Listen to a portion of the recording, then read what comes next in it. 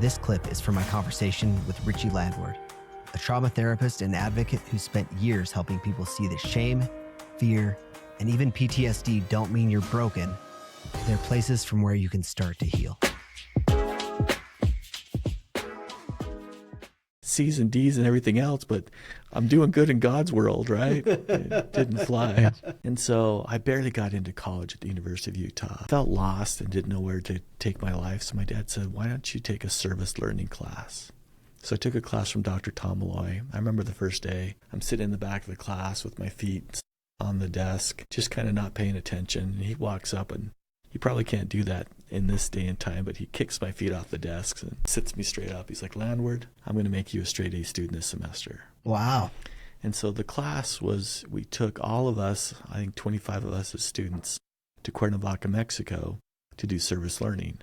And we worked in partnership with Habitats for Humanity. We lived with a native family in Cuernavaca. We learned the language. I got to work in an orphanage, help build a hospital, do water systems. It transformed me. Like, I got the service bug, where it's like service, if people really understood how wonderful it was, they'd give up all their money to be involved in it full time. Yeah. Like, Isn't that wild, though?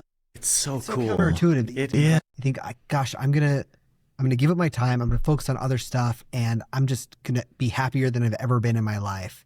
And I'm gonna get so much fulfillment out of it because, I don't know, keep going with your story. It's though. crazy because it's not tangible. It's part of your energy. It's part of your soul, if that makes sense. But it's so much wealth and service. I think that's true. I think that And describes it actually really well. I'm like, I'm happy. Like, I've been chasing things that have never made me happy before, success and wealth. And I thought, I should be a doctor or a lawyer or, some high-level accountant. And I don't fit into that world. Yeah. But this world I fit into, service I can do great. And the accolades and the appreciation and the people I met in service aren't people who judge or shame or blame. They just love you the way you are, love you for who you are. Oh, I found my family in service. So I came home and was like, God, what's next? So I went on a mission for the Church of Jesus Christ of Latter-day Saints. I went to Holland, which is my home country. Okay. And I didn't fit in there either. Too much religion for me, too much structure, too much, this is the way people should be. So I came home and I'm like, I am really lost with my life. So I did the only thing I thought I could do well was guide, because I love guiding. Had been up to Jackson many times down the river. I'm like, that's what I'm going to go do to figure out my life. I'm going to go be in nature, sleep by the river, and just take people down the river and show them a good time. It's a service aspect too. It is, because you're showing them for an hour and a half, something they barely get in their life. Excitement and fun. Enough fear, but controlled, right? Just a taste of it. Okay. But you're giving them something that very few people get to have these days. Memories with meaning. Like when photographs goes by and they take your picture and you're right at the top of the arc. You get to show, do you know how many people's kitchen rooms I'm in right now? Because we would do 3 to 6 trips a day, 7 days a week, and everyone had a photograph attached to it. You're giving them an opportunity with their family to share a memory for the rest of their life. Remember that time we were in Jackson Hole? Who was our guide? Oh, Richie. He told terrible jokes. God, that was a fun weekend. Dude, I have one of those somewhere in a file somewhere. I have one of those photograph pictures. I went on a Boy Scout trip up there on the East Fork of the Snake, and I have one of those things, the rapids. Yeah. Anyway, keep going. So, yeah, totally. And so that lifestyle appealed to me, and I decided to get a degree in parks, recreation, and tourism, and I moved into rec therapy because I liked the service aspect of recreation. I didn't like running a hotel. I liked, through recreation, adaptive sports, taking someone who's like paraplegic and teach them how to ski. That then translates to life skills. Like I could do hard things. Fell in love with it. That's what rec therapy is. I was going to ask what that part is. So, okay, that makes sense. Yeah, recreation therapy is taking those with disabilities, cognitive, physical, mental, and placing them in fun spaces, river rafting, skiing, high ropes courses, and challenging them to maximize what their body and mind can do and giving them some fun. That creates hope, it creates motivation, it creates that flow experience. And then as a therapist, when you're a rec therapist, you translate that to how do we do this at school and at home and in real life? When you're feeling down and out, kind of blue, how do you remember what you just accomplished up here? And how do you feed off that the rest of your life? Well, I got involved in the Wounded Warriors program. Oh, wow. Okay. Teaching combat vets with missing limbs, severe post-traumatic stress, how to ski. And I remember one in particular, we had 6-week sessions together, so 6 weeks, 2 hours each week, and we would just had the time of our life. He was in a mono ski, so he sits in a ski and has 2 outriggers on his arms and skis from side to side. And sometimes I tether him down steep slopes, sometimes we just rip. Okay. And it was such an amazing experience for him and for me. But at the end of it, our 6 weeks, he starts crying and he gives me a big side hug and he starts crying. I'm like, brother, what's this about? He's like, you don't know what my life's like at home. You don't know what I go through at night. Like, this is the only 2 hours of my life each week where I get a moment of peace, where my soul feels silent. I'm like, how do I help with that? How do I do that piece? And so that motivated me to get a master's in social work. And my first job out of college, out of graduate school, was at the VA hospital, working in the homeless program, helping combat vets and chronically mentally ill veterans succeed. Wow. How long were you with the VA? 12 years. Man, you ever were able to connect with that person again? Yes, many times. Several years at the VA, I transitioned from his rec therapist to his actual therapist. That's cool. I got to work with him one-on-one. But that in itself brought me to a very difficult space. Day in and day out, hearing people's deepest fears, their pains, their suffering, what they've gone through in wartime experiences. And most of our veterans I worked with were Vietnam era and Iraq and Afghanistan.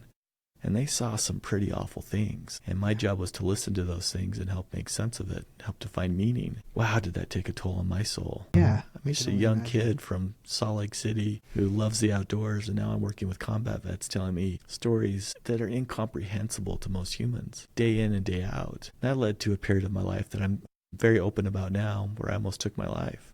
Wow.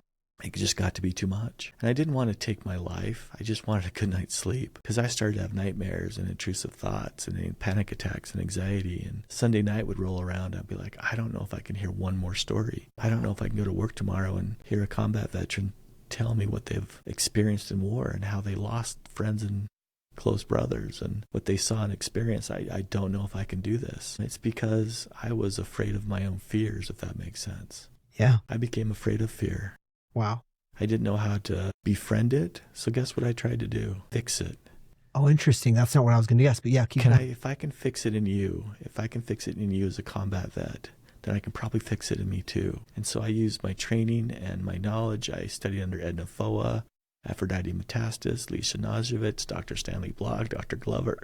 I can go on and on. I poured myself into the material, into the training. Got to work with some of the greatest trauma therapists on the planet. And I couldn't fix anybody. Couldn't fix myself. And I had a combat vet I'd become very close with, probably too close, thinking back. He was in the program I was clinical director of, the Valor House. He'd been there for 16 months, had done really well. Had come from a heroin addiction through our inpatient psychiatric unit. And we'd been doing exposure therapy for months together. He had made so much progress, maintained sobriety, reestablished our relationships. We just had this great clinical friendship going. And about 2 or 3 nights a week I'd stay after, because I didn't have a kid yet. And we'd play cribbage together, and we'd just talk about life and what he'd learned from his combat experiences and his troubles and challenges. So he finally came to me one night and said, Richie, I've worked hard. I'm like, you have? He's like, can I have an overnight pass? I'm like, are you sure about this? Are you sure you're okay? You're not going to relapse? Can you promise to me you're going to be safe? He's like, I promise. This is my chance to really do what I need to do to succeed. So I said, okay, I'll give you the overnight pass. You go be a success. You go spend the night with your loved ones and have a great time. It was probably 7 a.m. that next day. I got a call from my supervisor who said he took his life. He overdosed on morphine sulfate. He'd been storing them and saving them just for this moment. And I got a card in the mail that afternoon that said, I can't, and he loved butterflies. He says, I'm just a cocoon right now. Maybe I can't transform in this life, but maybe I can in the next. Love you. Thanks for all you've done. Shattered me. I tried to resign. My boss wouldn't let me. Couldn't fix trauma. And that led to me wanting to take my own life. Luckily, shortly thereafter, I met Dr. Stanley Block, a brilliant psychiatrist who developed a model called mind-body bridging, probably the most effective modality for treating post-traumatic stress. He said, Richie, I have something really important to tell you. Some wisdom upon wisdom upon wisdom. I'm like, please tell me. I need it. He's like, we can't fix people because they're not broken. I was like, oh my God, they're not broken. And that's the problem. We're trying to fix people. And so we're telling them that, yes, you are broken and yes, you need to be fixed. We're creating a loop of suffering because that's just not possible because you're never broken in the first place. You are built by birth to deal with trauma. If we weren't, we'd have gone extinct a long time ago. But what tends to happen is when we get flooded and overwhelmed with our fears and we start to escape and avoid it, it just shuts us down. And it's not the fear that becomes a problem anymore. It becomes the fear of not being successful anymore. The fear of not being who I was. It's the fear that I've maybe lost my soul. And that fear starts to drive the trauma. So I don't fix people anymore because they're not broken. So I have a couple questions. So one is, you mentioned exposure therapy. Yes. Does exposure therapy, does that work with deep trauma like that? And in all instances, or is it work in some instances?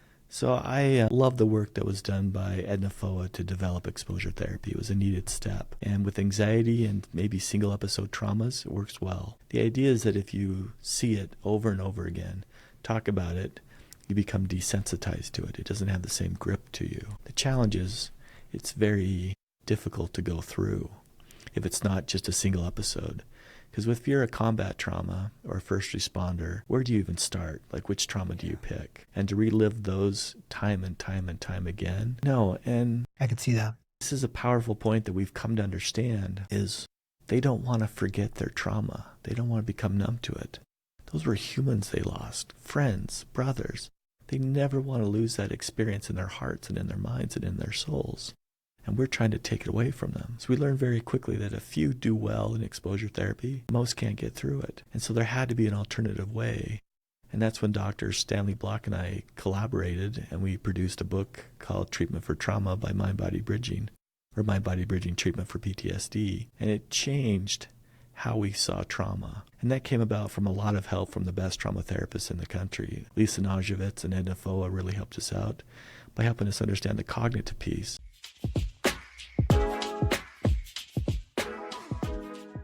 This was a short clip from the 4F's podcast, where I sit down with founders, veterans, and executives, world-class experts that you won't hear on every other show, to talk about leadership, entrepreneurship, and personal reinvention. For the full conversation and more context, tap the link in the description or search 4F's podcast on YouTube or your favorite podcast app. And if you're enjoying these shorter episodes, make sure to follow along so you don't miss tomorrow's clip. Welcome to the 4F, 4Fs with Jeff.